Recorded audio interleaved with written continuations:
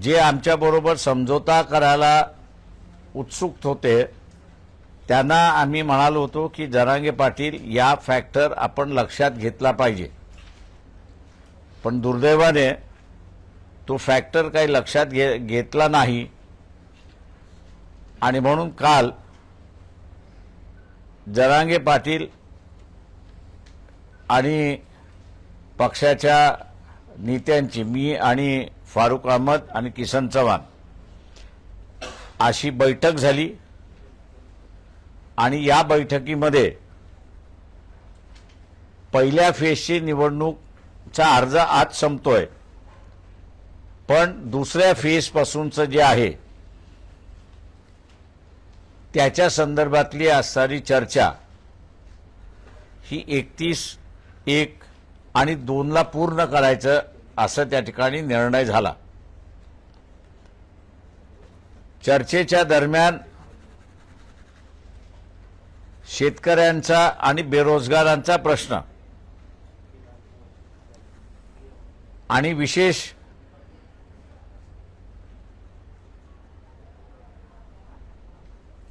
Agro industry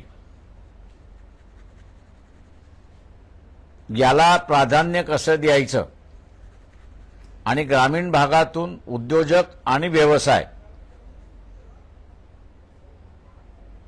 इतर करता येईल त्याच्या संदर्भात आणि इतर प्रश्नांची सुद्धा चर्चा झाली।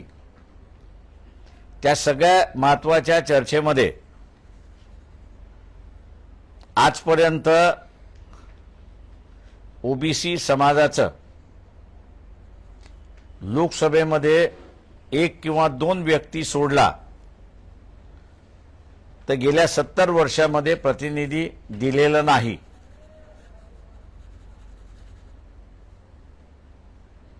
तेव्हा यावेळेस ओबीसी भटके विमुक्त हा फॅक्टर लक्षात घेता या समूहातून उमेदवारी द्यायची आणि त्यांना जिंकूनही आणायचं। दुसरा, बीजेपीने जे मुस्लिमांचं आयसोलेशनचं राजकारण सुरुवात केलंय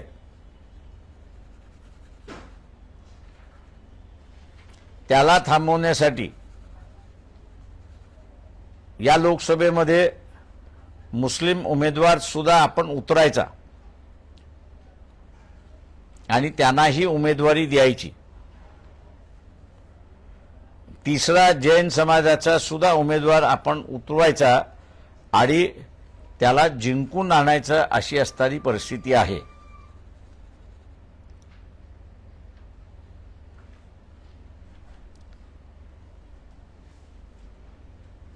महाराष्ट्रामध्ये उपेक्षितांची, वंचितांची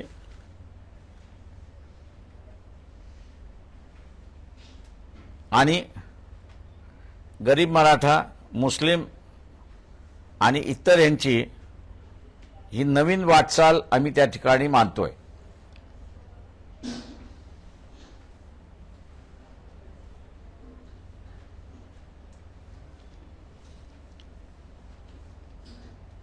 या वाटचालीला समूह पाठिंबा देईल अशी अपेक्षा आम्ही त्या ठिकाणी धरतोय।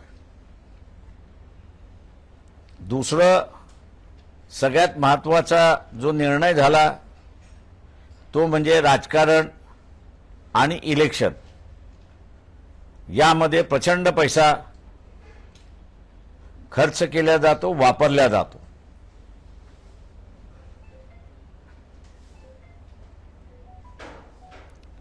आणि त्यामुळे निवडून गेल्याची बांधिलकी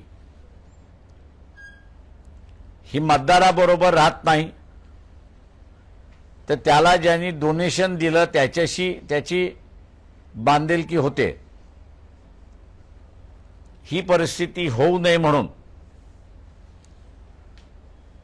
गावागावानेच आणि कार्यकर्त्यांनी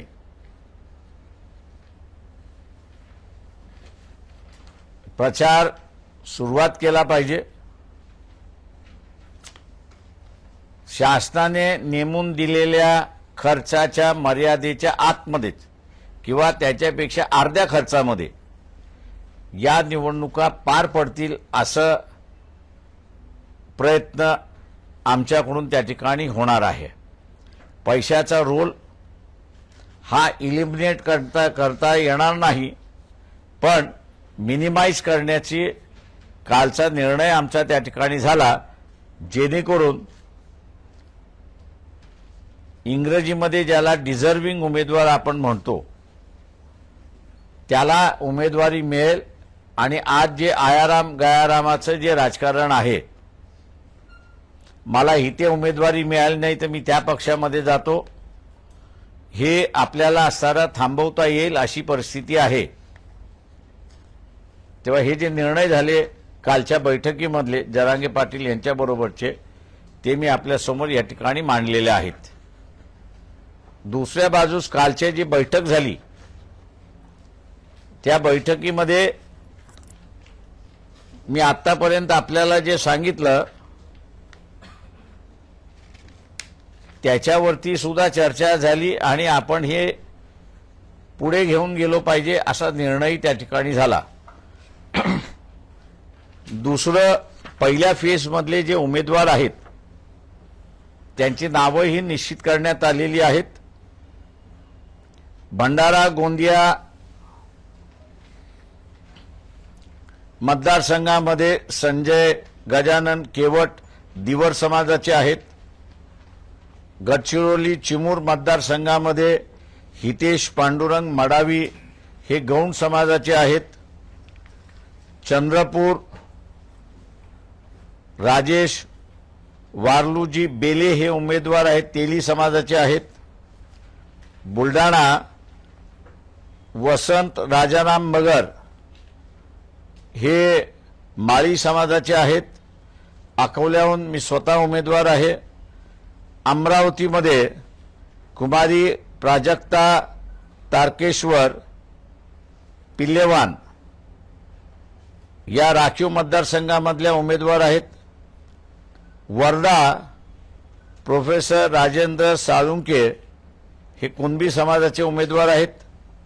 यवतमाळ वाशिम खेमसिंग प्रतापराव पवार हे बंजारा समाजाचे उमेदवार आहेत। याच्याच बरोबर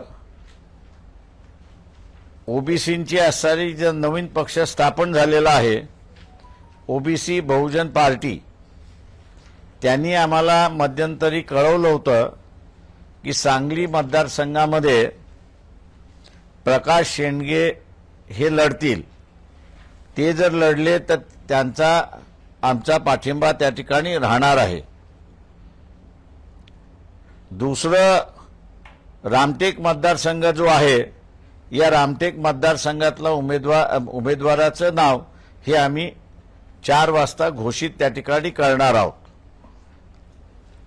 त्याच्यातला महत्त्वाचा निर्णय काल जो झाला तो म्हणजे नागपूर पार्लमेंटरी कॉन्स्टिट्युन्सीमध्ये काँग्रेस पक्षाचे म्हणजे इंडियन नॅशनल काँग्रेस पक्षाचे जे उमेदवार आहेत पार्लमेंटरी कॉन्स्टिट्युन्सी 10 नागपूर, त्यांना वंचित बहुजन आघाडीचा पाठिंबा आहे। माझं निवेदन संपलेलं आहे। प्रश्न उत्तर आज नाहीत। प्रश्न आज नाही। प्रश्न आज नाहीत। प्रश्न आज नाहीत।